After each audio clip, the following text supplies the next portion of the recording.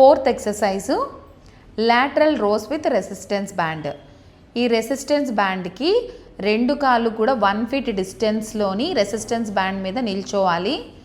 ఇప్పుడు 2 యొక్క ఎండ్స్ని తీసుకొని మనం షోల్డర్ పొజిషన్ వరకు లిఫ్ట్ చేస్తూ ఉండాలి.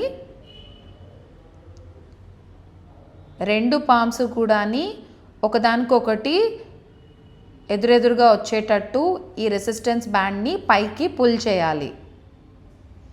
మళ్ళీ తిరిగి నార్మల్ పొజిషన్కి రావాలి. ఈ 2 ఎండ్స్ అనేవి మనకి ఎల్బోస్ అనేవి రైజ్ అవ్వాలి మళ్ళీ నార్మల్ పొజిషన్కి. ఇట్లా ఈ రిపిటేషన్స్ అనేవి మనం 10 నుండి 15 సార్లు చేయాలి. ఈ విధంగా 3 సెట్స్, 15 అయితే ఒక సెట్ అయినట్టు. అదేవిధంగా 3 సెట్స్ అనేవి చేయాలి. దీనివల్ల మజిల్ స్ట్రెంగ్త్ అనేది ఇంప్రూవ్ అవుతుంది.